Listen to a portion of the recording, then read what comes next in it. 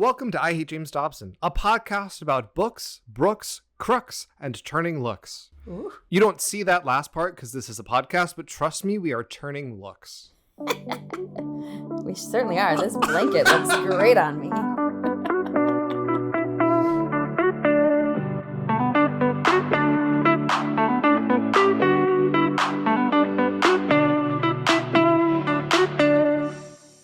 Welcome to I Hate James Dobson. My name is Jake. I'm a former evangelical turned queer sex therapist. And today I'm once again joined by the bombastic, radiant, open-minded, outstanding, keen, and earnest co-host, Brooke. Did you spell my name? That was an acrostic, yes. That was really cute. I liked bombastic. Thank you. Brooke, how are you? I'm great. I just got back from vacation. Yeah. I'm getting ready to go on another vacation. I love that. And I'm going to say the most obnoxious, privileged thing anyone has ever heard. Just beep it out. Ready? Uh-huh. But I had a great time. We went to Door County, Wisconsin, land of cherries. It was so great. I ate a lot of cherry flavored things. Mm-hmm. Cherry donuts, cherry preserves. There's a place in Door County that I'm sure they'll love to sponsor us. There's a place in Door County called Door County Creamery. It's famous. It's incredible. And I think I had the best sandwich of my entire life. Wow. Did you want to hear about it? I absolutely want to hear about it. Great. It was a hot sandwich with turkey and brie cheese and lingonberry jam. I've heard of lingonberries. Oh my God. And it was on sourdough. And it was freaking delicious. I almost cried while I ate it. Mm. And I like to put potato chips on sandwiches. So I did that too. And it was added a little salt. A little crunch. A little crunch. Hell yeah. That was the best sandwich I ever had in my life. And now I've bought the ingredients to make a real homemade kind of version of the sandwich at my house with cherry preserves. We've lingonberries at home. That's excellent. That sounds delicious. Also, this is a very pro sandwich podcast. Yeah.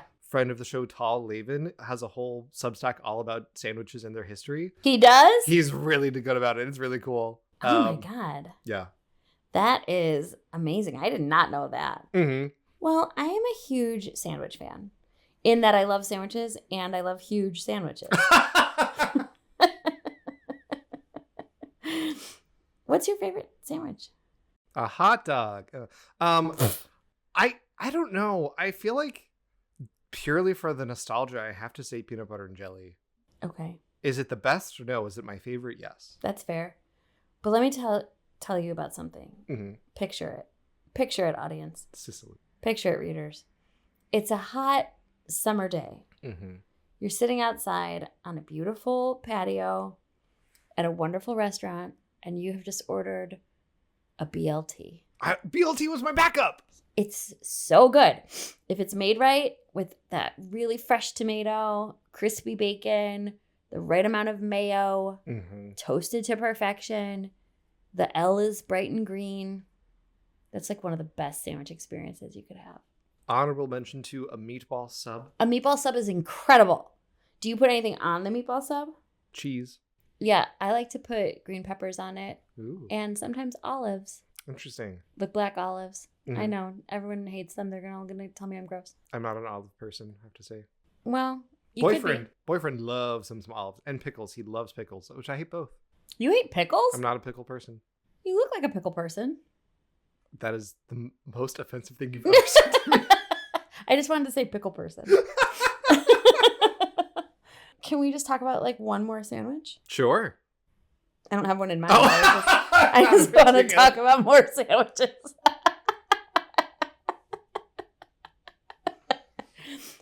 Just say one more that you love. Grilled cheese? Grilled cheese? I have a love-hate with grilled cheese. I love it. Uh-huh. It's just that I always want there to be something else on there. You know what I like on a grilled cheese, which is surprising, because I don't really like hot tomatoes, but the answer is hot tomatoes. I like tomatoes on the grilled cheese, maybe a little bit of bacon. Then it just becomes a different whole sandwich. But I like grilled cheese side of tomato soup. Yeah, that's so good. I like grilled cheese dipped in the tomatoes. Correct. That is the correct answer. Yes. Yeah. Mm-hmm.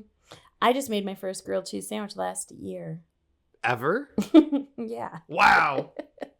Congratulations. Thank you so much, Jake. Thank you. Yeah. I guess that's all I have to say about sandwiches. I mean, not really. I could do a sandwich podcast. And frankly, I think people would enjoy it more than this. No offense. We should get Tal Levin back on the show and do a whole sandwich episode. Yeah, just sandwiches. Okay, last question. You can cut all this, but last question. If you were going to make not a sandwich for James Dobson, because obviously that would just be poop in between two gym shoes, right? Mm-hmm. But if you were going to make a James Dobson themed sandwich, like the James Dobson, what would it be? Mm-hmm.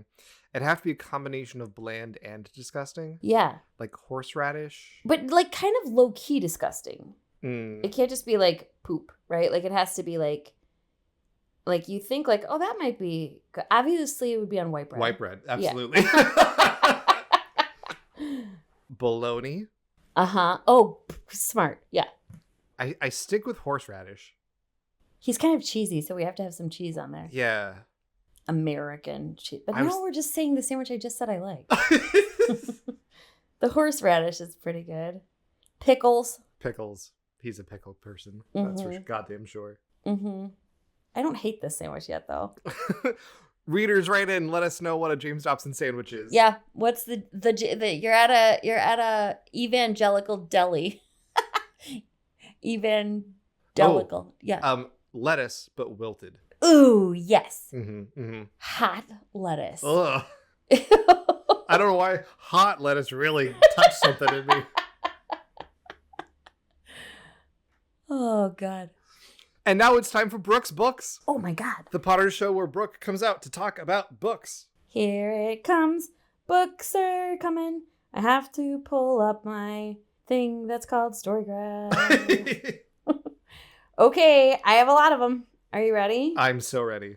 Okay. I read a book called Hello Beautiful. Mm. By the way, we are in our summertime fiction era. So that's what we're reading. Hello Beautiful by Anne Napolitano. It was very good. It was about families, a big group of sisters, which everyone loves to read about.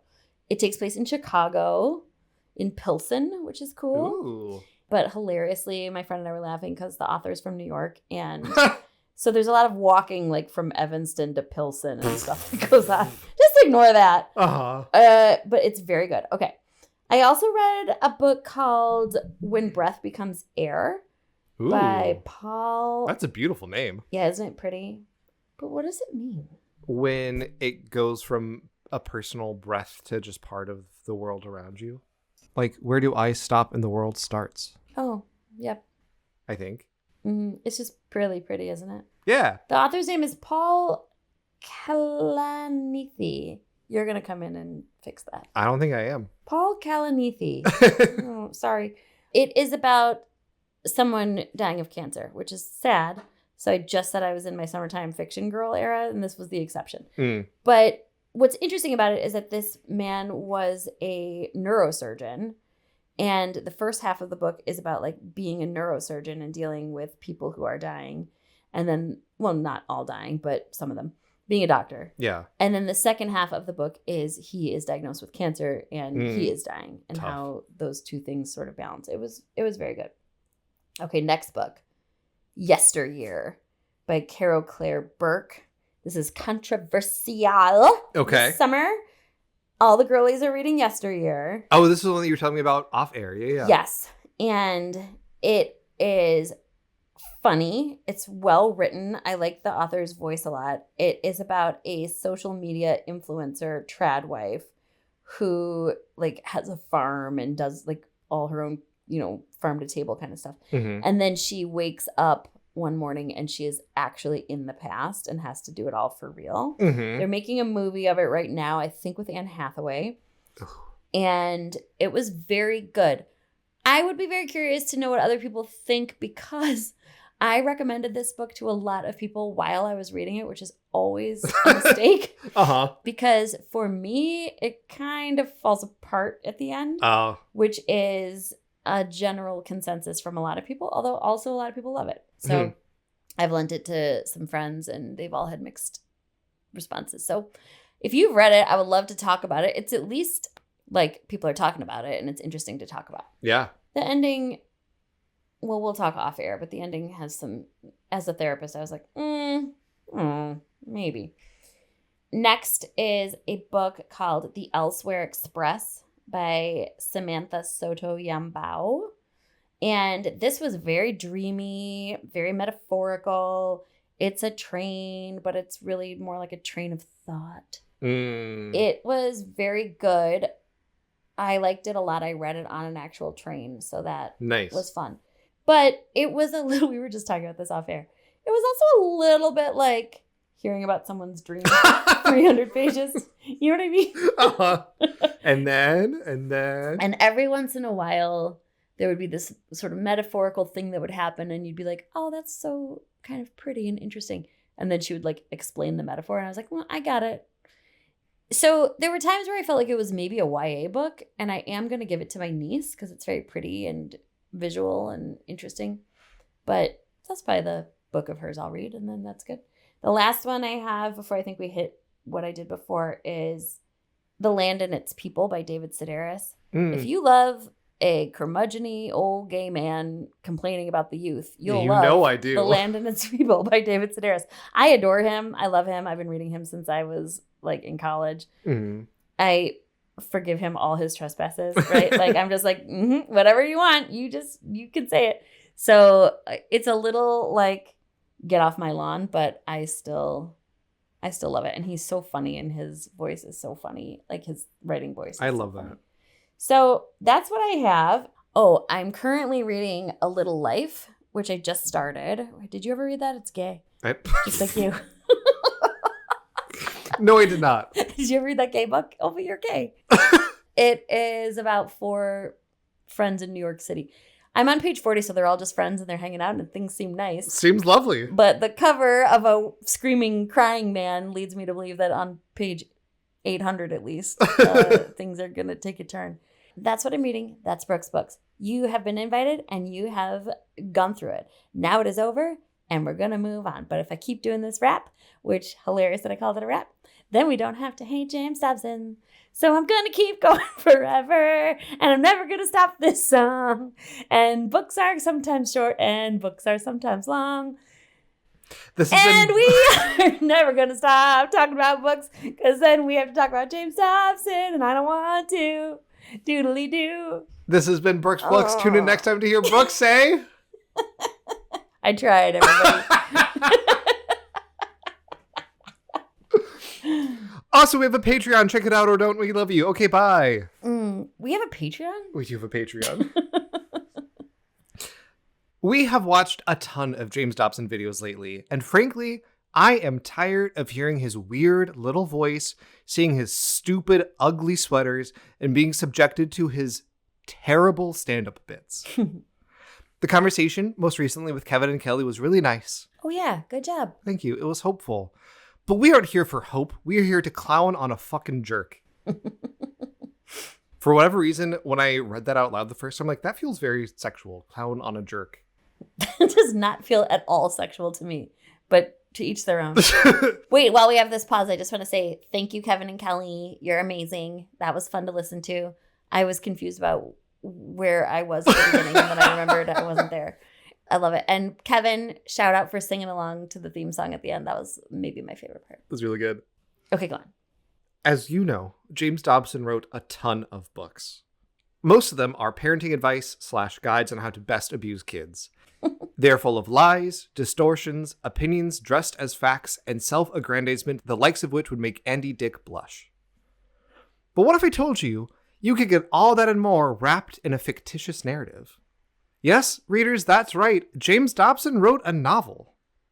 Shut your face. And it's a book that apparently no one has fucking heard of. Wait, how in all this time did you tell me that? I don't think so.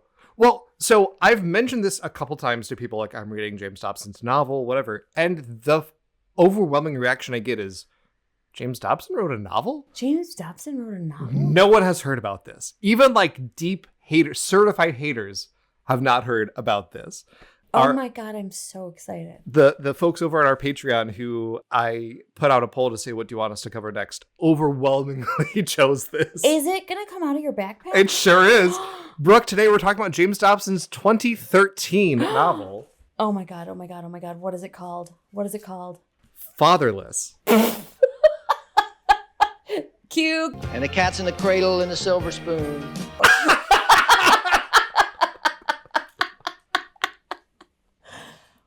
Oh, I knew he had daddy issues. Wait, give that to me right now. Good catch. Jake just threw a giant hardcover James Dobson book at my face. I almost was killed by James Dobson. Wait, why does it say Kurt Brunner? So this book was co-written by James Dobson and a man named Kurt Brunner. Kurt Brunner worked at Focus on the Family for 20 years as group vice president of overall media and communications. He led FODF's radio theater teams on their productions of Les Mis, The Chronicles of Narnia, and of course, Adventures in Odyssey. Amazing. So they go way back. It's not clear to me who wrote what. I have to wonder how much James Dobson himself actually wrote to this. Based on nothing, I have no way to prove this. I think Dobson just kind of ranted and then Kurt Brunner turned it into a narrative. The font is huge. It's pretty big. This is the best book I've ever seen in my life. Do you own this? I do. It's called Fatherless, and James Dobson's name is twice as big as Kurt Brunner. It sure is. And then on the back, the big tagline is, I didn't expect the person killing me to yawn in boredom. Uh-huh. What is it? Oh, Christian fiction. I feel like I want to read this. You're going to get the vicarious experience of it. Okay. So this book came out in 2013. That's fascinating to me. Most of Dobson's books were from the 70s, 80s, and some in the 90s. In the 2000s, he re-released some of his classics, like The New Strong-Willed Child. But the majority of new Dobson books were significantly pre-2010, pretty significantly pre-2000. Dobson left FODF in 2010 and started the James Dobson Family Institute. This was only one of 3 books he wrote after leaving FODF.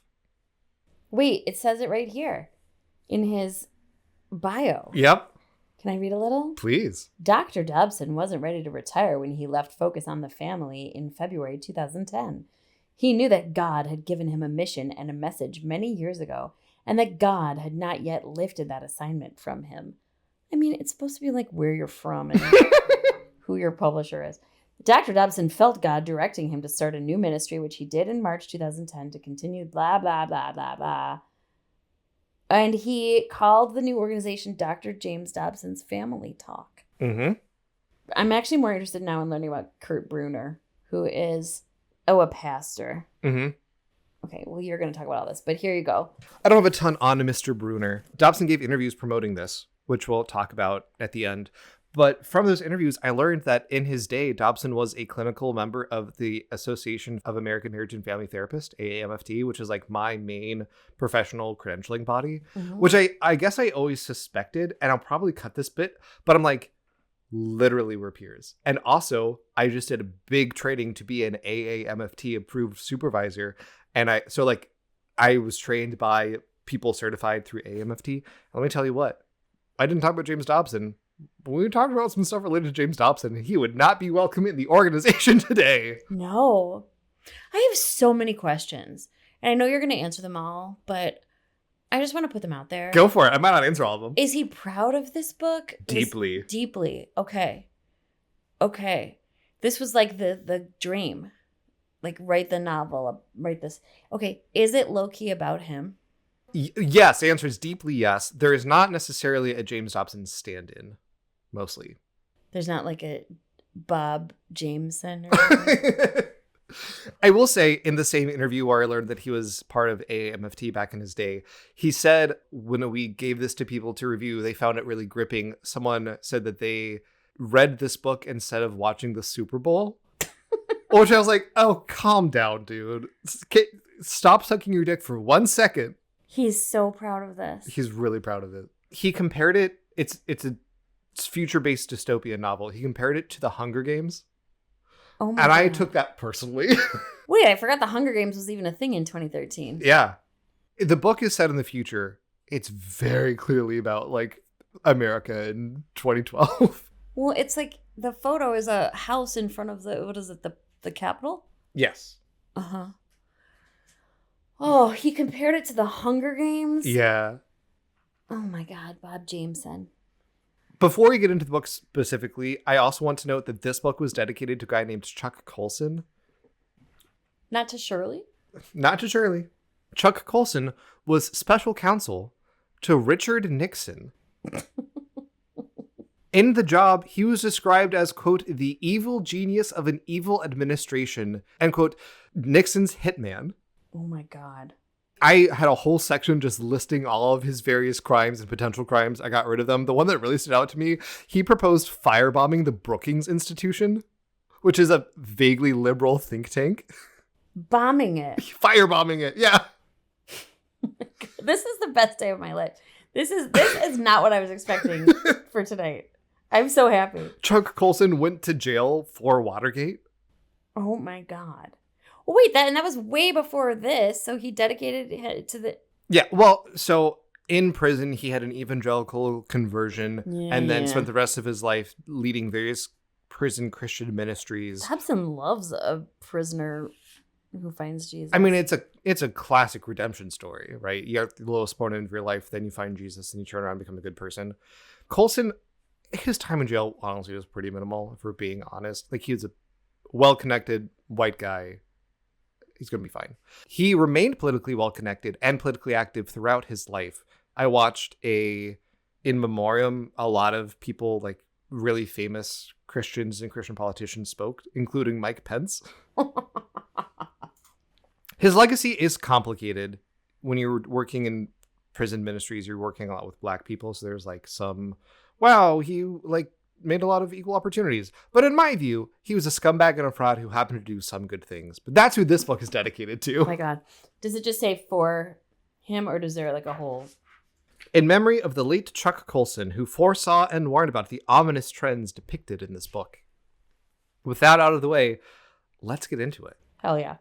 This book takes place in the distant year 2042. For the first time in human history, the feeble and old now outnumber the vigorous and young. Mm-hmm. The book is centered on Dobson's paranoid fantasies of population decline. In this imagined timeline, people more or less stopped having kids. Quote, growth turned to stagnation in 2024. Virtually every segment of the population, including the once fertile immigrants... What? was reproducing at far below replacement levels. The social safety net began to rip.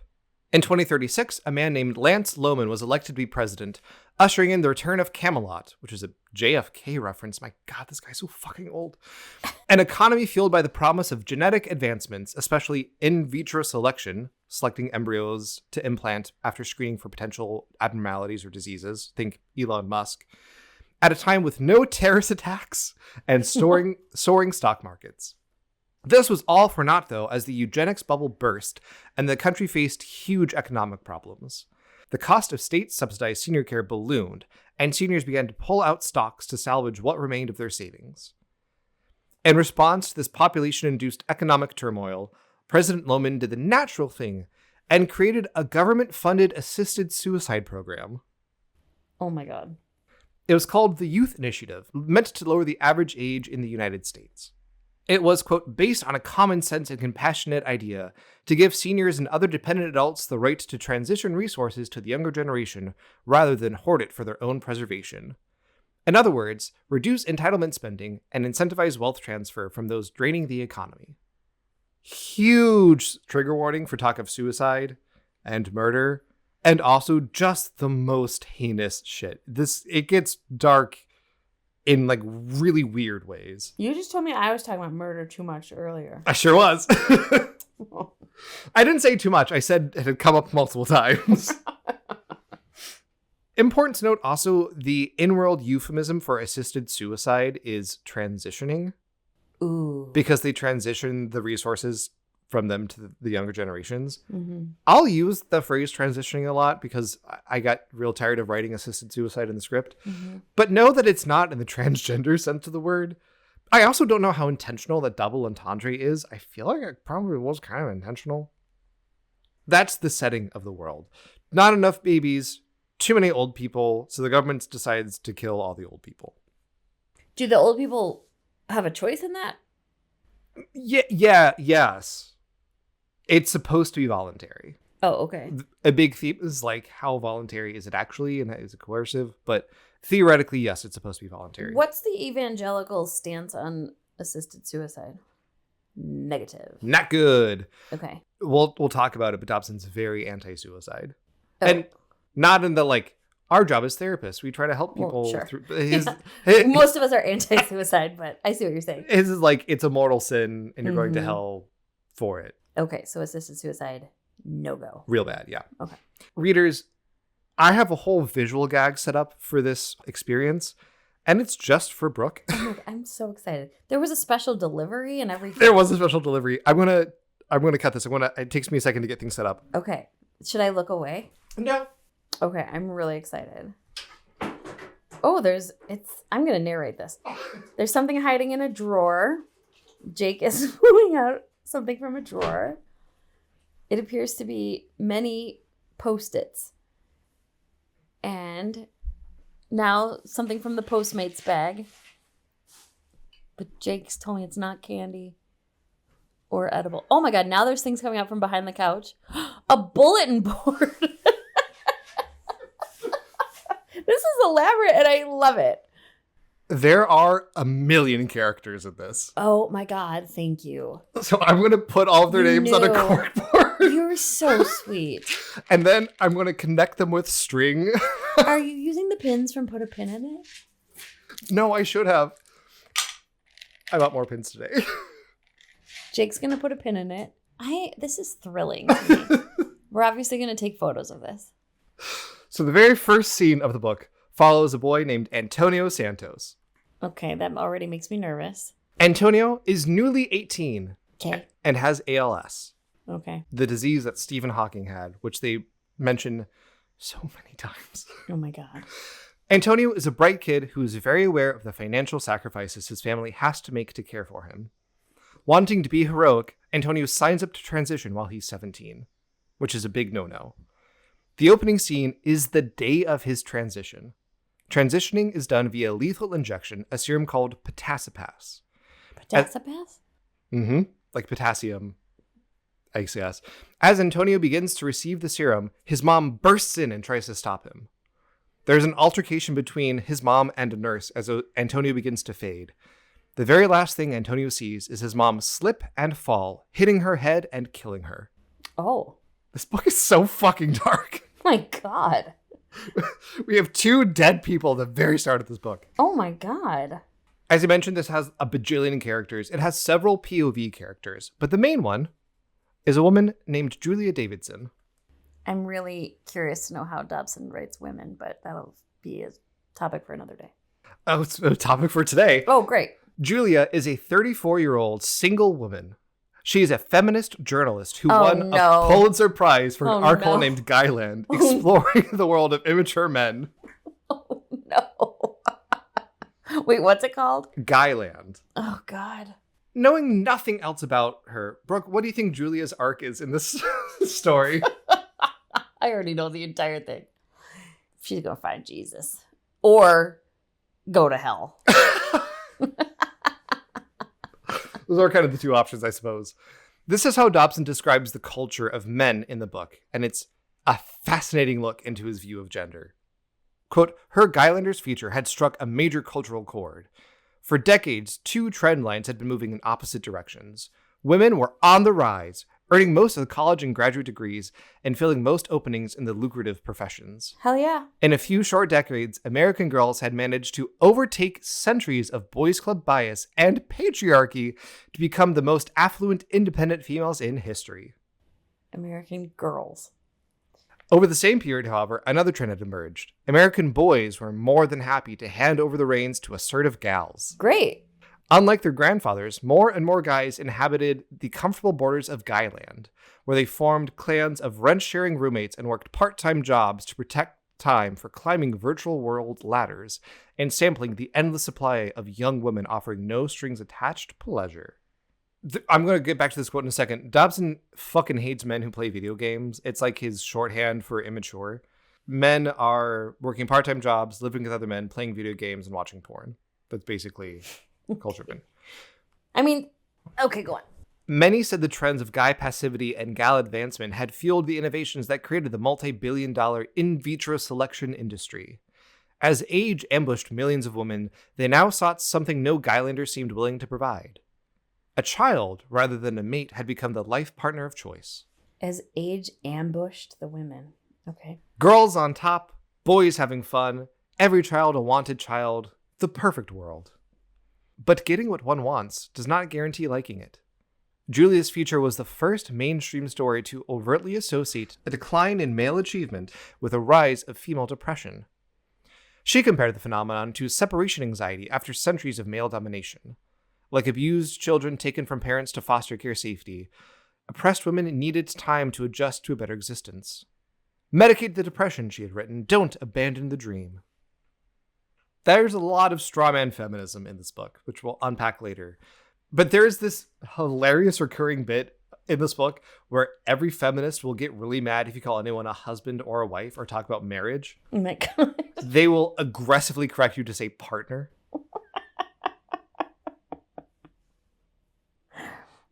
It made me laugh every time. It's not supposed to be funny. It's just so... It's described, quote, people clung to what they called the marital covenant, a pious relic long since replaced by the more inclusive and less rigid domestic partnership agreements. Marriage, how quaint, how odd. So far, this world sounds kind of great. No, it's bad. It's dystopia. No, it's kind of like utopia. Girls on top, men are still having fun, a baby for everyone. Assisted suicide is legal if you want it. Let's go. After Guylander, though, Julia hadn't had much success. She has a rival, one Monica Garcia. Okay. What a bitch. It's noted that Monica's success isn't from her prose, it's from her great legs. Oh, no. At the start of the book, Julia's editor gives her a scoop on a potentially big story, a wrongful death lawsuit against Next Services. Next is the assisted suicide company. Okay. Filed. They're called Next. Yeah. Filed by Antonio's brother, Jeremy. Does James Dobson do a lot of describing the women? Do you see all these purple tabs? Yes. All the purple tabs are weird body descriptions and or horny moments. Oh, did you say horn moments? Horny moments.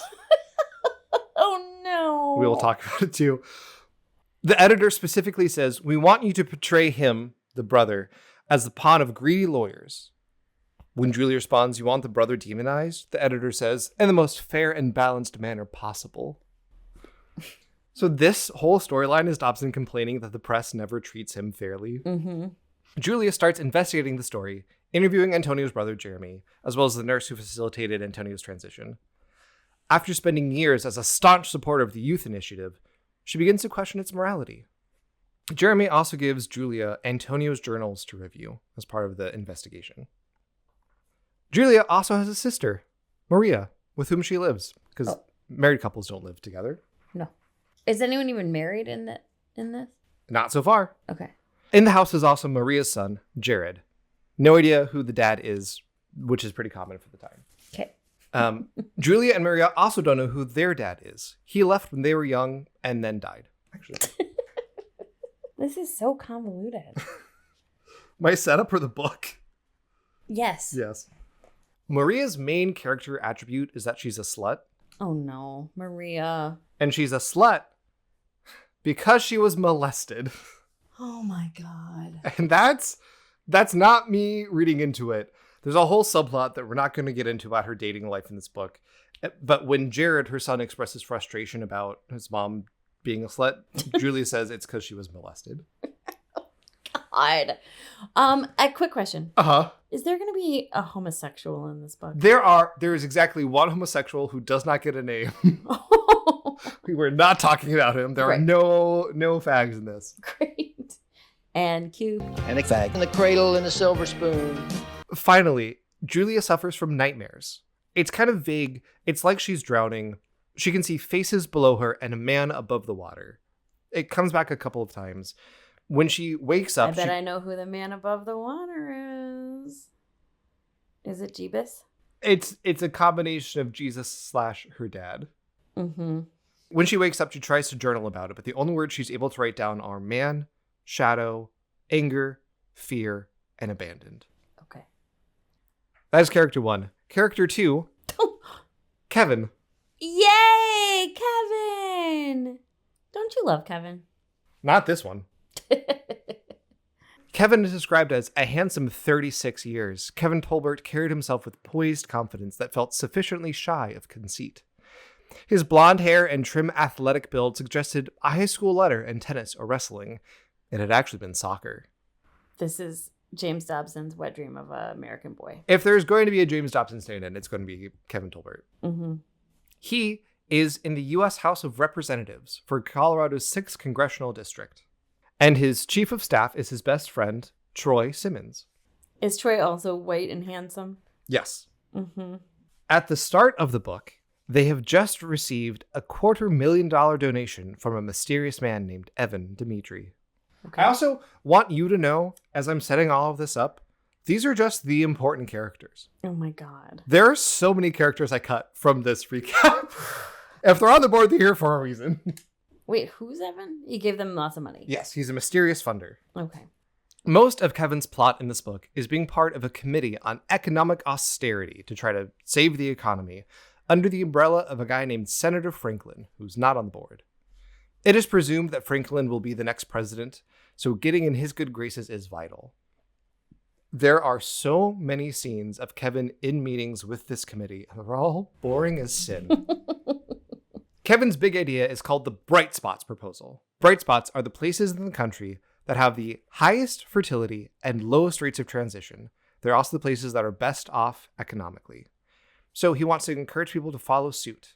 The encourage people to get married and have kids is controversial because woke, but well received by Senator Franklin.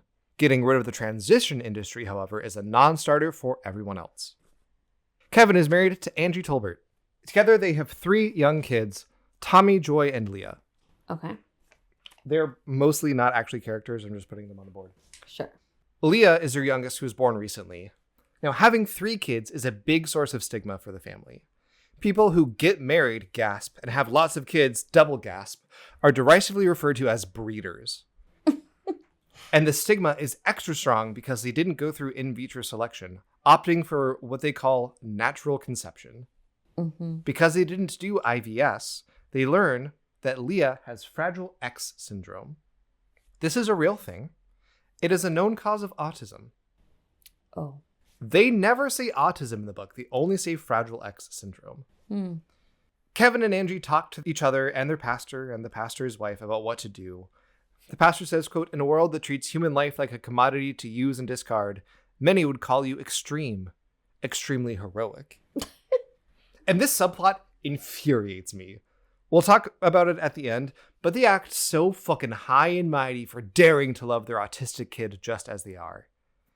And parents should love their kids just as they are, but it is such a dragged out part of it. They meet with their pastor twice, 2 different times, to have the same conversation about this. God. They decide not to pursue experimental treatments for it, and they're treated. That's where the hero part comes in, whatever. Like a quarter way through the book, Julia gets a call from her editor. He says, "Drop the story about the lawsuit. Monica can cover that." There's a potentially even hotter story. There's a rumor about a subcommittee of Franklin's team researching something called bright spots. Mm. Quote, "My sources tell me the guy behind this bright spots proposal falls in the breeder camp." So dumb. This is the description of the bright spots proposal from Julia's POV. Tell me, what does this make you think of? After decades of disregarding warnings of ecological disaster, the families tended to have more than the sensible 1 or 2 kids. A stark contrast to women like Julia or the citizens of Guyland. The story suggested radical fundamentalists were the only ones who had been having enough kids to create pockets of economic growth. It had become a rather large voting bloc, tilting political clout in their favor. Tens of millions of kids reached voting age, most echoing their parents' quirky politics. The shift was a bewildering nuisance to enlightened progressives like Julia. "What do you want me to do?" Julia asked. Her editor said, quote, "Find out what this bright spots thing is all about. I don't want Franklin or his pals catching us flat-footed. We need to be ready to discredit any extreme ideas before they gain traction." Mm. You know, journalists famous for saying things like, "We need to discredit any extreme ideas." That description, though, that feels straight out of Jesus Camp to me. Or the Duggars, right? Right. Having a lot of kids training them up in the way that they should go, and then you have a new electoral voting block. Right. So how will Julia investigate this story? Oh my God, I don't know. Turns out she was BFFs with Angie in high school. Oh, okay. I can't wait to hear how these women talk to each other. We have quotes. Don't worry about that. Oh God, I can't wait. Julia reconnects with Angie as a ruse to get to know more about Kevin. She visits their house. She makes this one note in particular, quote, Angie, the bikini model, beside a slightly thinner Kevin on the beach. Despite the sunglasses and white sand beneath a clear blue sky in the background, they appear not to have been spending much time in the sun. Oh. Because they're fucking, is the implication. Oh my God. James! Julia isn't a very good friend to Angie at first, seemingly uninterested in the children, which is the main part of Angie's life. Angie internally notes that Julia calls some women level-headed, to which Angie's inner voice adds, as opposed to knuckle-headed religious types who choose marriage and natural conception. After spending some time with Angie, Julia starts to change. Mm-hmm. Quote, Julia wanted her mind off of two mutually exclusive thoughts the past few hours had spawned. Angie embodied everything Julia scorned, and Angie had everything Julia wanted. Oh God. So Julia secretly wants to be married and have children. That is her arc. Because that is what a woman really wants. Ding, ding, ding. You would now understand the character of Julia. Grody. Kevin separately says to Angie about Julia, she was made to live the life that you have, for family. A lot of biological determinism. She's got those childbearing hips. Julia's conversion from feminist to evangelical is the main plot of Fatherless. Meeting Angie and seeing what a real marriage looks like is the catalyst for change. Julia later agrees to watch the kids as Angie and Kevin go on a date. And then, Brooke, I'm going to have you read this next section. Oh, God. Who's fatherless? Julia? Everyone. No one other than these kids. Tommy, Joy, and Leah. Oh, I see. But like, Julie doesn't know her dad. Maria doesn't know her dad. Jared doesn't know her dad. So this is Monica the terrible world that comes from no fathers. Correct. Okay, great.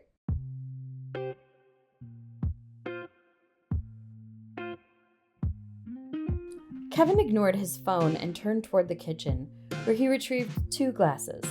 He checked for orange juice, without which he could not mix fresh mimosas, Angie's favorite indulgence when accompanied by fresh strawberries. Angie had already lit the bedroom candle. Oh, God. Oh, no. Keep reading. This is a sex scene. Okay. With mimosas? That's for drag brunch. Dobson. Get it together. Angie stepped from the shadows into the warm glow of a dancing flame.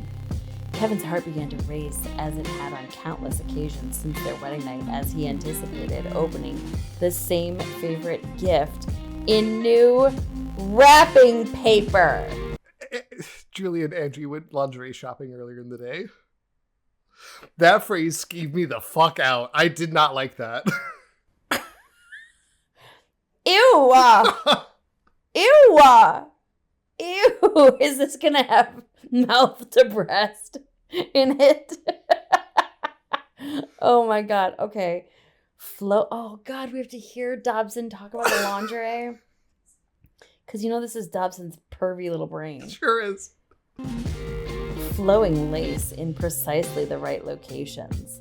A single finger summoning him to draw closer. An alluring grin that enticed him back into everything they had known together. The flirty glances of a teenage crush. The tingling thrill of gently held hands. The sweet taste of a first stolen kiss. And the breathless wonder of caressing her honeymoon body. Her honeymoon body. I don't. I'm gonna puke. He smiled gratefully for a 15-year discovery of pleasures both had come to crave. I told you I had a surprise. She blushed at his green face. Do you like it? He approached, delightfully conflicted between a desire to satisfy her and anticipating of his own culminating release. I hate that so much. I'm gonna scream. This is horrifying. You're amazing. He brushed his lips across hers. Thank you. I am leaving. I have been a huge proponent of smut novels, reading smut, fairy smut. Oh, now smut's too much. Now smut's bad. Now smut is bad. Smut written by James Dobson that is so disgusting. Culminating release really did something. Culminating release. A favorite gift wrapped in different paper. Can you please make a t-shirt for our merch that just says culminating release and then quote James Dobson? I briefly mentioned it before, but I've mostly left it out. Brooke, this book is crazy horny. Oh my God. This is not the only sex scene in this book. I told you I'm going to make you read, but it's not the only sex scene in this book. And do they have sex? Like, does he talk about the sex? Sex happens, like, it's this Off and then camera. cuts to them and, like, having pillow talk. Imagine what the actual sex scene would be. It would be James Dobson in what he thinks is good sex. He'd be like, 4 pumps later. Oh, he's at one point says 30 minutes later. He puts a time limit on how long they fucked. Oh boy. I need a shower. There's a reason for why it's so horny, but it's really horny and it made me so uncomfortable every time. Anyway, Julia agrees to go with Kevin and Angie to church in the next morning. What? Yeah. And there, Julia meets Kevin's chief of staff, Troy. Mm-hmm. Hey, Troy. Hey, Julia. I'm just here doing a story. I don't actually believe in any of this. Oh, really? Well, welcome anyway. This is how Troy Simmons is described. Quote, slightly older than Julia, his face seemed kind yet alluringly rugged. As if he were a soldier on leave from dangerous duty, willingly accepted to protect those he loved. This is pathetic. Their eyes met. He gave a slight smile and a nod. He wasn't flirting, more like a chivalrous knight, reassuring a damsel in distress. Dobson trying to write from the female gaze is so annoying. It's so obnoxious. And you mentioned this before. Not good. No. Like, obviously, we think James Dobson is a bad person. And It's gross. like he Googled, what do women like? Yes. Chivalrous, rugged, kind. His main description was a soldier on leave from dangerous duty, willingly accepted to... We get it, Dobson. You think men's job is protect women. That's the only character description of this fucking And guy. that's what she has secretly been wanting this whole time. Yes. He really likes the word alluring. Julia continues to write this article, now called The Breeders. She interviews people who strongly support the youth initiative, but now she's caught in the middle. She no longer agrees with that viewpoint, but still isn't fully on board with Kevin's. Finally, Julia gets an interview with Kevin, and 3 big things happen right before this interview. Kevin learns that Evan Dimitri, the guy who gave that huge donation earlier, owns the patent for Potassipass, the lethal serum injection. Stop saying potassium. Kevin has been unknowingly funded by the transition industry. So he's a bad guy. Yes. Number 2, Angie finds out she's pregnant with their 4th child. Angie. And 3rd, Julia gets pictures of Kevin that make it look like he's having an affair. Oh no. The pictures are staged because Kevin can do no wrong, but Julia at the time does not know this. Yeah, Kevin's perfect. The interview goes fine. Julia finishes the story at the last second, deciding not to include the pictures. For the first time in forever, Julia doesn't have nightmares. Julia wakes up the next morning and she sees that the article, The Breeders, has been published. And it was written by Julia Davidson with Monica Garcia. What do you mean? The editor at the last moment added Monica in, and Monica's addition was the pictures of Kevin seemingly having an affair. Oh no, that's not what Julia wanted. Julia is so upset. Quote, millions of readers have spent their morning nodding their heads in collective contempt, finally given voice by a noted journalist. They would gratefully associate justification for their disdain with Julia Davidson, the same writer who had scoffed at the Peter Pan world of Guyland, now granted permission to elevate the derisive label breeder from the gutter of sniggering whispers to the pinnacle of reputable condescension. A new leper had been ousted from the suitable society. Good riddance to another small-minded subculture. Long live the civilized elite. Oh my God. Can I just ask a question that I know you're going to get to eventually? Mhm. Is this going to be a movie? I don't think these books did very well. Oh, really? Yeah. Wait, what do you mean books? I don't think this book did very well. Oh, are there more books? Julia is outraged by this. Julia quits because of Monica's addition to the Breeders and how it feels like it compromised her journalistic integrity. And also, she doesn't stand by a lot of the things that she used to believe. No, because she went to church one time. As she's talking with her sister, Julia realized that she recognized some of the faces from her dreams.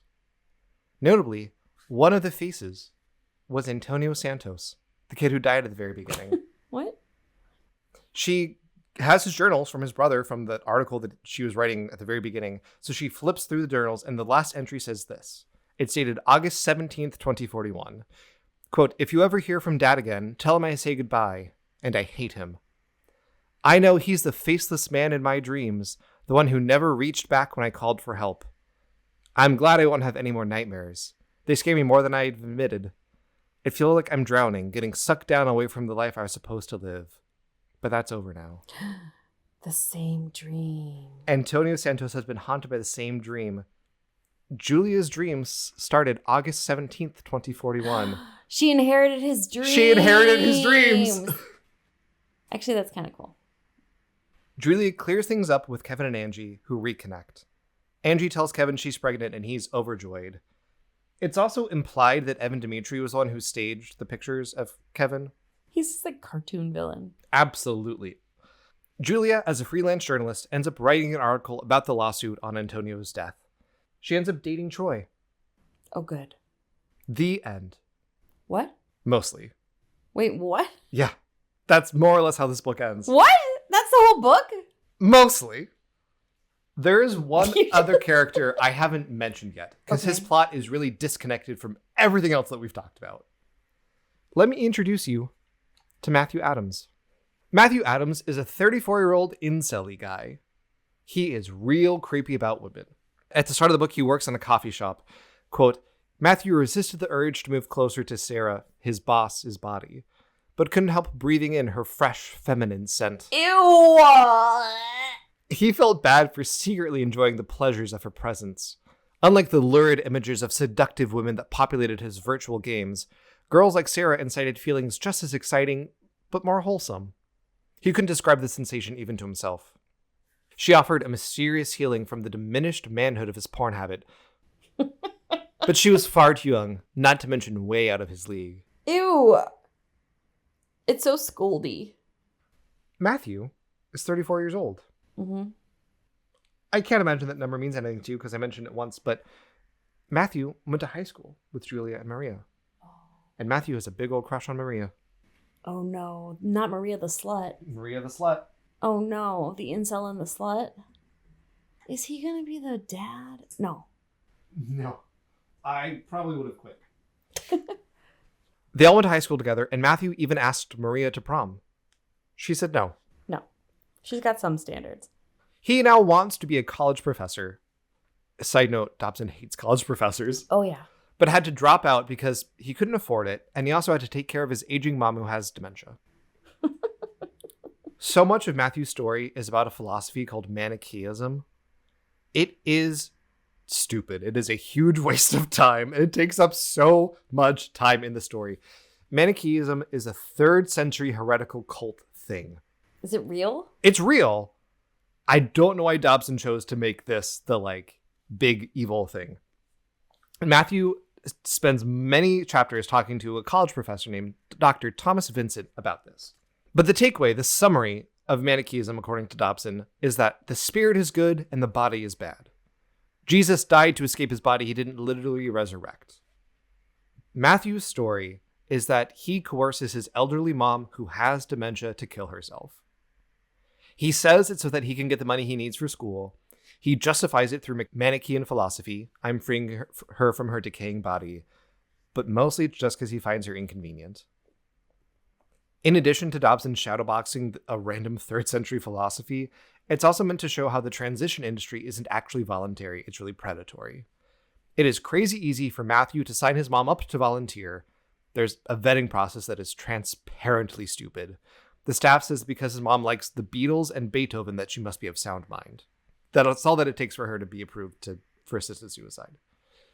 The epilogue of the book, how the book actually ends, is Matthew taking his mom to a next facility and watching her die. Oh my God. It ends when he gets home, quote, he sat down on the porch, placed his head in his hands, and wept like an orphan. And that's the end of Fatherless.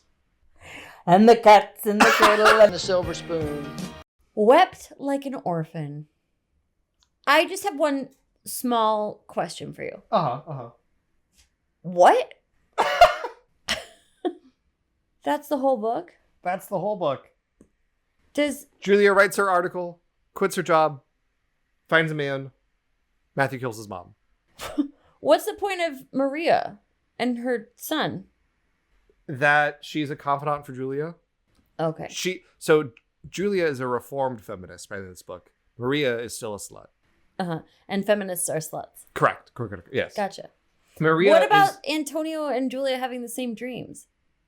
spooky. But why?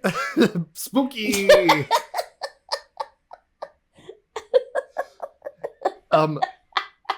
Part 2 of the script is so funny that you said that. Part 2 of the script I literally titled, "What the fuck?" When I recapped this to boyfriend, he multiple times interrupted me and said, "What in the soap opera?" Yeah, what? And when you said the end, I was like, what do you mean? You just started the plot. That's the whole thing. It's the whole thing. I, for some reason, really like getting statistics about these kinds of things. So I have that Julia, point of view, has 33 chapters that are point of view. That's 51% of the book. Then Kevin for 13, Matthew for 8. Kevin's 13 chapters are mostly in him in a boardroom talking about, we need to encourage people to have kids and also get rid of the transition industry. And it's just that on repeat, being like, I don't know how Senator Franklin's going to take this. Oh, what if people react badly to this? And it's a lot of nothing. Wow, this book sounds terrible. It's not good. It's a bad book, not just because I fundamentally disagree with the worldview. Characters are so two-dimensional. Angie and Kevin do nothing wrong, can do nothing wrong, make no mistakes. Matthew does nothing right. Mm-hmm. The only person who has any kind of arc is Julia, and that growth is not being a feminist anymore. Oh my God. The plot is also super contrived. Julia switching stories from Antonio's death to Kevin's government proposal.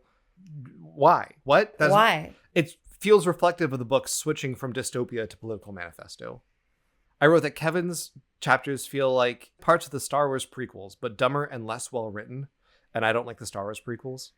I've lost the ability to speak. I'm just staring at the board now.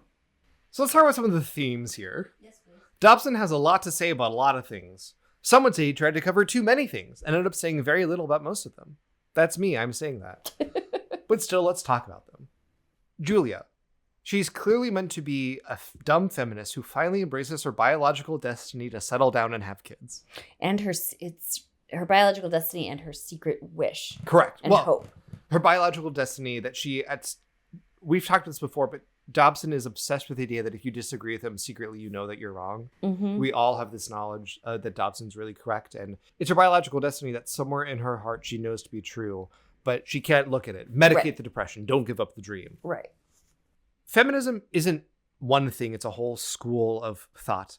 But in general, feminists aren't against women being moms. They don't look down at women who get married and have kids. While the term partner is fine, the idea of it being socially taboo to say husband or wife strains reason so much, I'm surprised he didn't pull a muscle.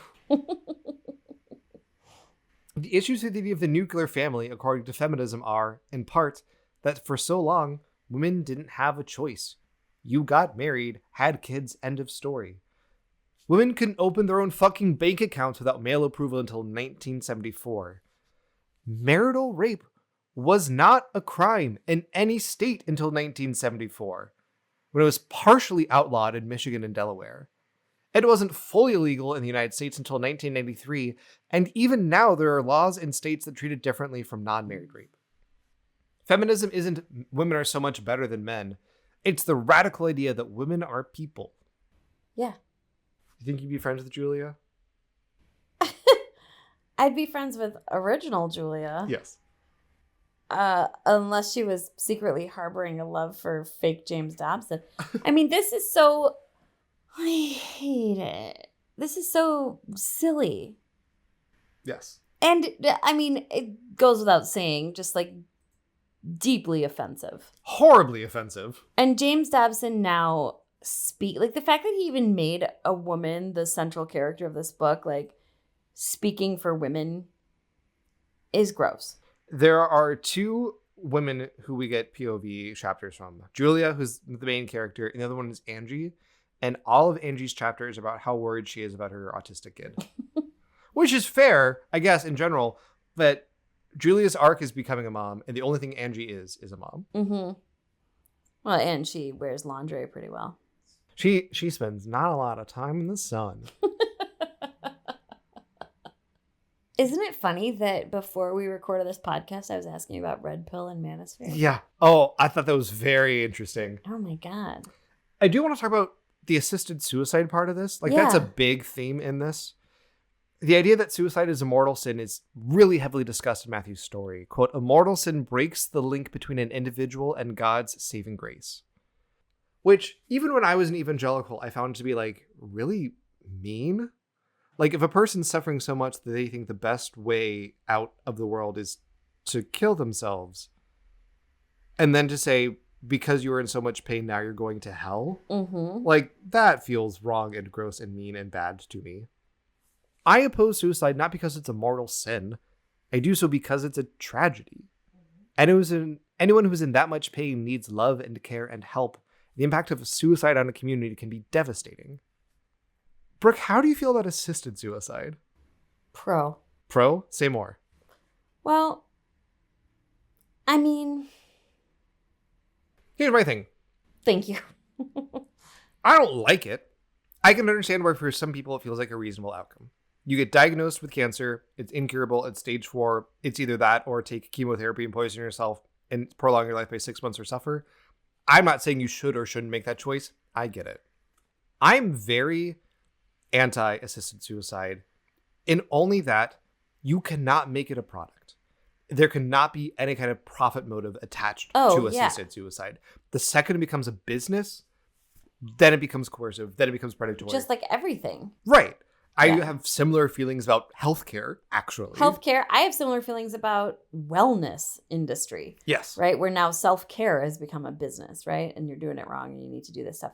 So I hear you. I am pro assisted suicide when it is a means to forego like suffering from an illness. I believe people have the radical autonomy to do whatever the fuck they want with their bodies. Sure. And a natural conclusion of that is that I believe you should have the right to end your life how you feel. I largely try to work to help people extend their lives, right? But that's a very different conversation from if you die by suicide, you're going to go to hell. Yes. Because it severs your link to God. But also, Dobson's logic does not extend far at all. It does not go past this one issue. I oppose the military-industrial complex for a lot of the same reasons. Lockheed Martin stock goes up every time they murder brown people in Gaza, right? That is also evil and vile for a lot of the same reasons. It's the profit motive that values wealth over human life. That's an evil that Dobson was silent on and at times encouraging of, right? His critique is so small and so narrow, and while I might agree in parts with it, I think it reveals how bad faith it is for him. Also, I think it gets to the broader concept around like the dignity of human life. Let's talk about Leah for a second. The fact that she's in the book, but she's not a character. She doesn't have internal thoughts or feelings. She's not a point of view character. She's a baby. We don't get to hear her talk at all. She's mostly just a problem for Kevin and Angie to work through. In this book, Dobson presents a view of woke eugenics Basically, that Darwinism means survival of the fittest, that we should get rid of the weak among us. And he critiques that, which I agree with. But James fucking Dobson critiquing eugenics is so hollow. While literally describing Kevin as like the best Aryan man in Correct. the world, right? And Oh my having God. all these other, cut this if I'm getting this wrong, but all the other characters have names like Garcia and Santos. And then the hero character is Kevin. White guy, white lady, white guy, unclear ethnicity, white guy. The pastor, I had a whole section about this. The pastor they have is black. Mm-hmm. They try to guess where he's from in Africa. And there's a whole like kind of noble savage theme that they play off of like he's the one who like really has all this modern knowledge, and it's because America's so corrupt with postmodernism. Yeah, there's a lot of racism implicit in a lot of this. Oh my God. Yeah, James Dobson talking about eugenics is wild. Lest we forget, he was mentored by Paul Popenoe, an explicit eugenicist. Mm-hmm. That's what his whole thing was. Dobson's not against eugenics; he's against Darwinism. Mm-hmm. He also doesn't understand Darwinism. Oh my God. Throughout this whole book, I was thinking about the evangelical response to COVID. As soon as it inconvenienced them, they are more than happy to throw disabled people and the elderly under the bus. Suddenly, they are worthy sacrifices on the altar of capitalism and convenience. Don't take a vaccine, don't wear a mask. As Lord Farquaad said in Shrek, some of you may die, but that's a risk I'm willing to take. Dobson, in the real world, also didn't advocate for the rights of the disabled. He talked broadly about the sanctity of human life, right? But the family research councils spent millions and millions and millions of dollars against gay people. Not any money that I could find at all to help people with disabilities. It's these broad languages that sound really nice, but in action doesn't do anything for them. And in fact, makes it worse.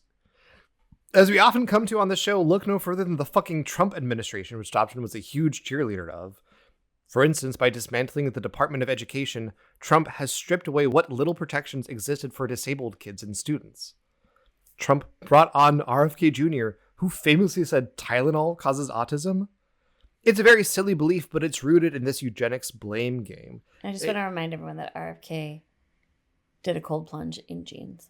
He sure did, which is probably his worst crime. Dobson's words on the worth of human dignity are fine, whatever. But his actions do not show that. And again, his actions reveal to me his real motivation, which is control.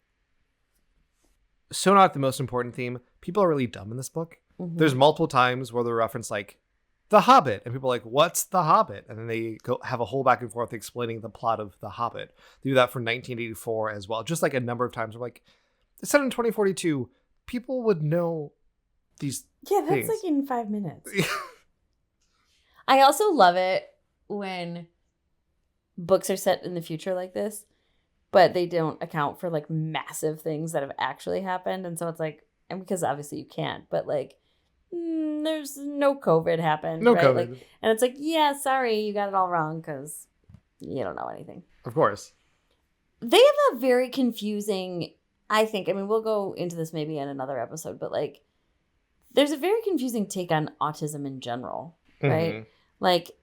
There's all the anti-vaxxers because autism is bad, it causes autism, but then this book is we want to care for our autistic baby. It's a really dismissive kind of view of they don't super get into it in this book, but in general the evangelical approach to people living with that kind of disability is really dismissive of I might cut this. My mom has gotten really tired of people telling her God gives special kids to special parents. Yeah. And my mom at one point got so fed up that she said, how does it feel to know that God doesn't think that you're special? Okay, Janet. I love her so much. But it's this it's pity, right? He says he believes in the dignity of every human life, but he does not treat all human life the same. I think what Dobson thinks his biggest point is, the biggest theme, is the family. In the author's note, Dobson writes, marriage and parenthood echo heaven, something hell can't abide. Which is so... Ugh. Dobson's belief that the nuclear family is the core of society is central to understanding this book. because the nuclear family's gone apart, because people aren't getting married, they're having kids out of wedlock, men aren't fulfilling their obligations to protect women, women aren't fulfilling their obligations to support men. That's why society is falling apart. And it's so wrong.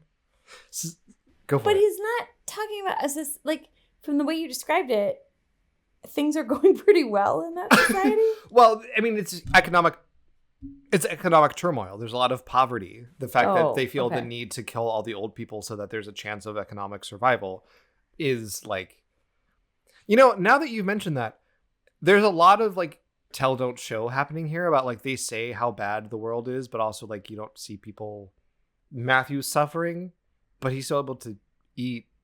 He has a job. Yeah. It's really interesting. That didn't even occur. I just kind of took the word like, oh yeah, things in the world are bad. But they don't. But like, what is bad? The women are doing great. I think it's just kind of taken for granted that because people aren't getting married, there's like.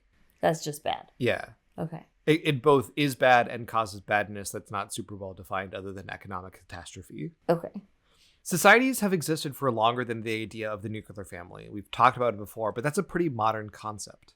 The real basis of society isn't family, it's community, of which families are an important part. At one point, Kevin says, quote, "Kids motivate everyone in the family to make different choices than they would otherwise make. Dads take extra shifts and second jobs. Moms scan coupons and launch home-baked businesses.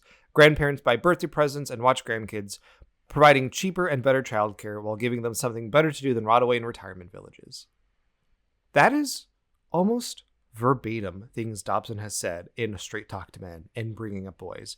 Families motivate everyone to make different choices. Dad takes extra job. Mom saves when she'd rather spend. The connection between like morality and economic virtue is also significant to me. Families are important, but Dobson's view is so limited. Dobson is talking about pro-social behavior. What inspires people to act sacrificially? Relationships. Families are a part of that, but more than that. Relationships aren't limited to flesh and blood family of origin. Queer people have had chosen family networks forever. Black culture has ideas of kinship that don't map onto Dobson's ideas of a nuclear family. And they're fine. They're perfectly valid ways. And to really make it dumb and small, they're economically viable. Ironically, though, by focusing so hard on the nuclear family and ideas of individualism, Dobson and the evangelical movement have significantly harmed community. Sure, give tax breaks to new parents. I'm for that, I suppose. I'm a huge fan of baby boxes, things that other countries do. Yeah. But having a dad doesn't do a ton for you if you live near an AI data center and exposed to toxic chemicals and level of constant noise. It doesn't go that far. What if your family is bad? What's the recourse then? What if you live in an abusive home? Dobson would say to help that family. And like, sure, that can be part of an answer, but resilience is built through a network of relationships. Communities are the basis of society, not necessarily families. Editing Jake here. I was listening to this and thinking a lot about the work that is done to help people in abusive relationships. And in part, it is about connecting them to some kind of network.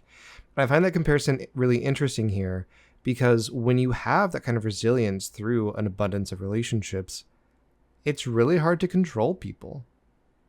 And I think that helps explain to some degree why Dobson's focus is so hyper individualistic on the nuclear family, because that's easy to control, or easier to control. I did not like this book. What? I gave it a 0.5 star on Storygraph. Oh my God, did you review it on Storygraph? I sure did. Can you please read your Storygraph review? Imagine a world where hyper-individuality is valued more than collective well-being, where the old and disabled are treated like burdens worthy of burdens and worthy sacrifices to false idols of capital. Now stop imagining America's response to COVID-19 and imagine a fictional world where James Dobson's whiny, paranoid fantasies can live. Then make it like 20 times hornier than you expected. That's this book. Jake, you're the best. Are you going to do this? Can you please read me some more of the horny parts? I don't have them in the script. You better just hand me that book. The purple tabs. The purple tabs. Guys don't want pretty sophistication. They want alluring fun. Mm-hmm. Alluring. I did not realize how often he used that word until you pointed it out, but it does come up a lot. Alluring. Her That's a very good tailored ethic. wardrobe embodied knee-length elegance. That is Julia. There's a lot of contrasting what Julia wears with what that slut Maria wears. Knee-length elegance. Rather than slit skirt seduction. Oh my God, this is the best book ever. Slit skirt seduction. I'm never, ever going to stop saying knee-length elegance. And the category is knee-length eleganza.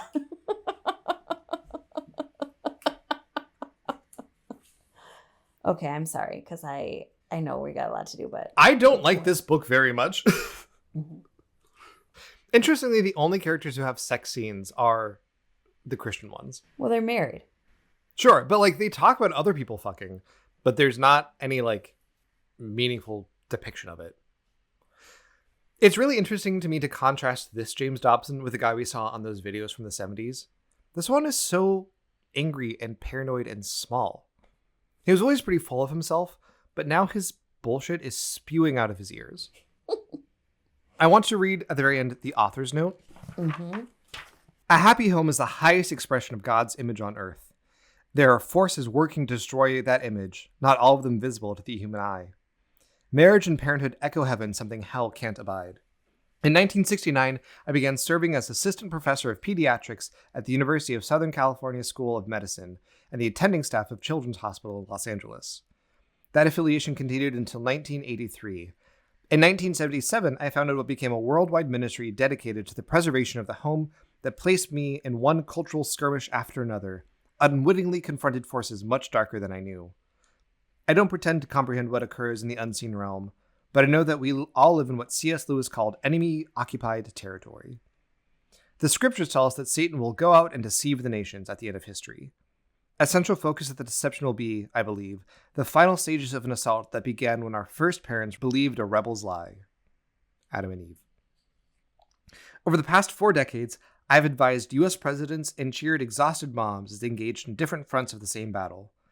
Part of my role has been to provide intelligence on the war against human thriving. The assignment now faces troubling questions. What happens in a world where you grow up with the protective love of a father becomes the exception rather than the norm?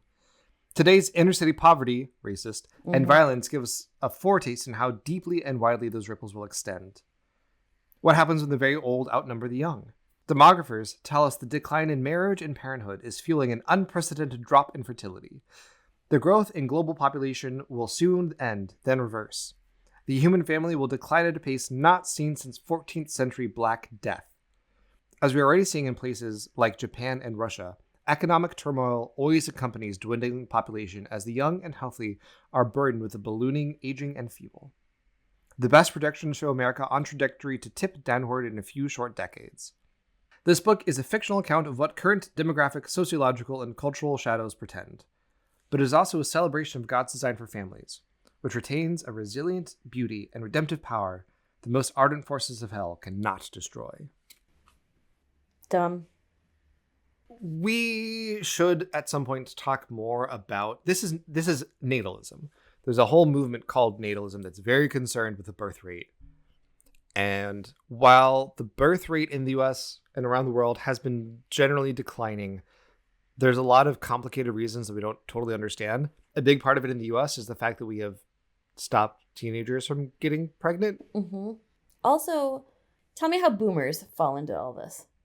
Like this idea, there's always been this idea of like, we're in it now, like boomers becoming elderly and what that means and all of this stuff, right? I mean, you will hear a lot of people talk about how Social Security is going to run out, right? I think that's part of it, where there's this massive baby boom and all of a sudden all the money that we'd put to helping old people now we can't afford, which is just a policy choice. We could absolutely afford it. Tax the rich.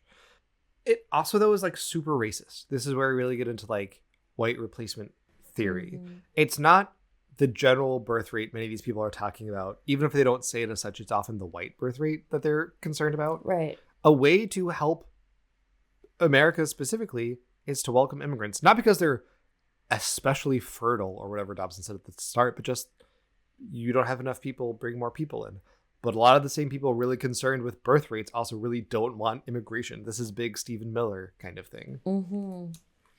It is so unsurprising to me that we quickly go from James Dobson's paranoid fantasies to fascism. Mm-hmm. This is a connection that happens over and over again. And I'm starting to think that's not accidental. Mm-hmm. I hate James Dobson. Well, I find him kind of alluring. Is he your favorite gift that you can't wait to read? Oh my God. You couldn't even get through it. Oh my God. I forgot all about this. I didn't include this in the script because I wanted to and I couldn't find a good part for this. So there's a whole storyline where Maria, one of the people that she dates, is Jared's teacher. Okay. And slit skirt yeah, behavior, if there ever was one. all of the kids make fun of Jared for his mom dating the teacher. This is what Jared says. Why does she have to, be like that? Julia heard more than words. Jared hated to see his mother throw herself at one man after another. It distressed him when she wore clothes that made his hormonal buddies stare or made crude comments about her body. He might have been a boy, but he couldn't suppress the desire to protect a virtue his mom didn't seem to care about. It's embarrassing, Jared continued.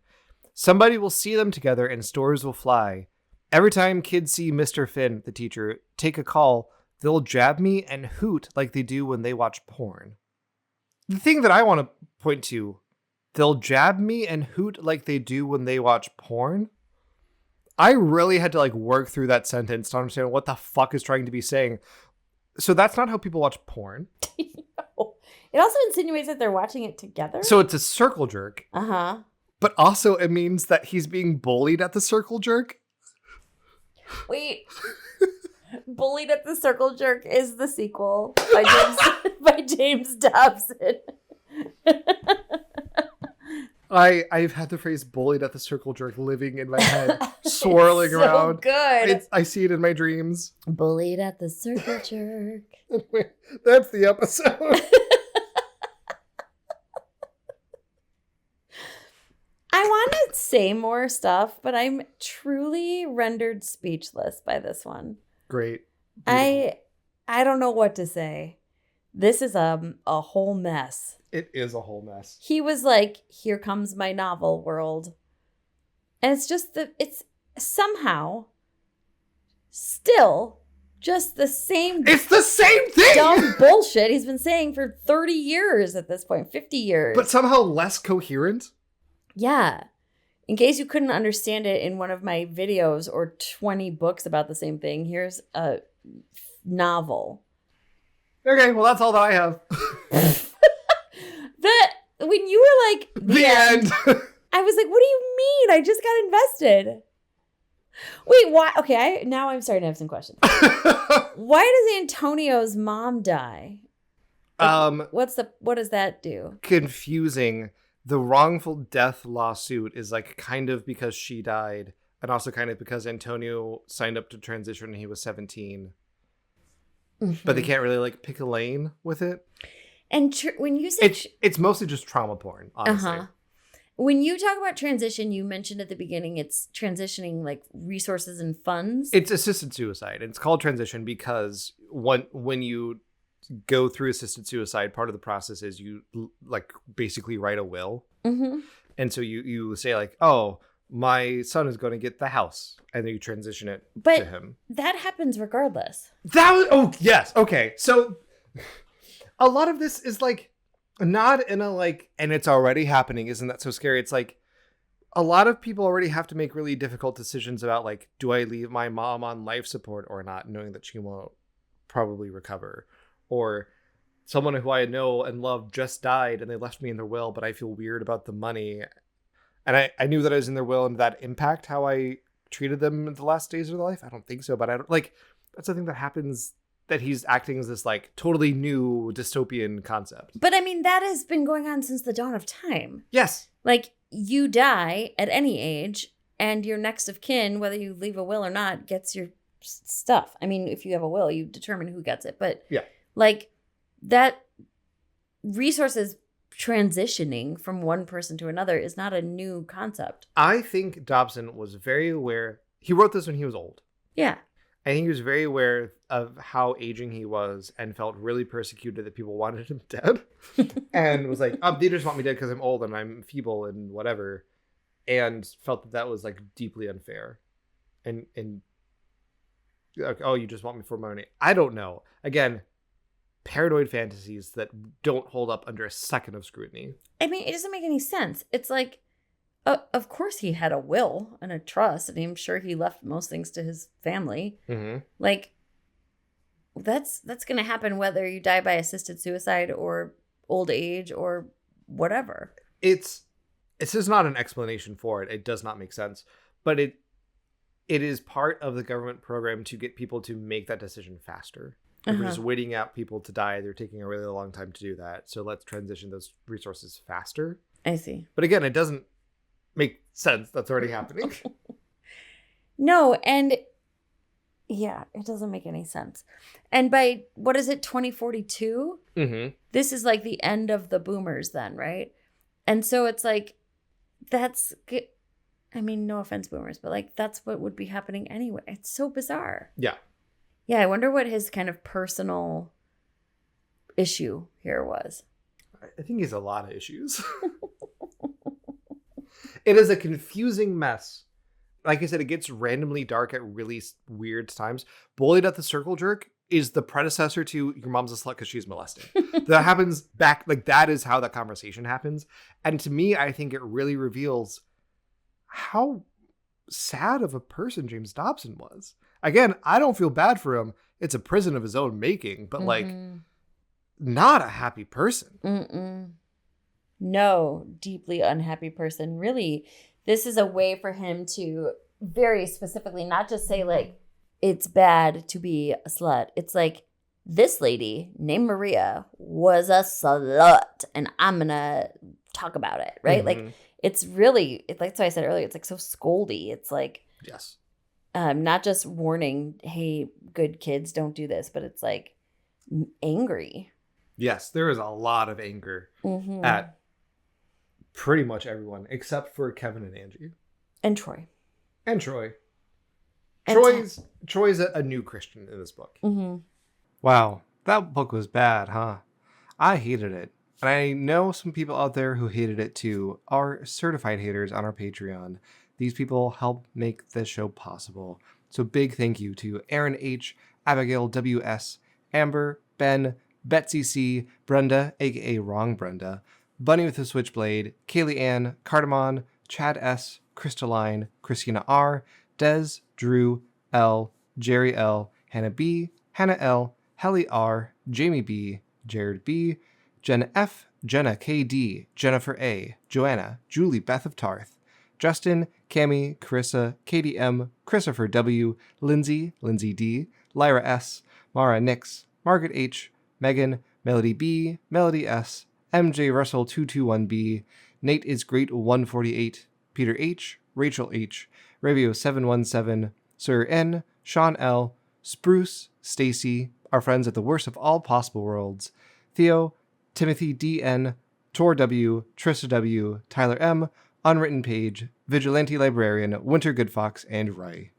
Thank you all so much for your continued support through all of this nonsense. Okay, I'm done. Okay. And just like the book, we're going to end suddenly without a satisfying conclusion. Bye! The end.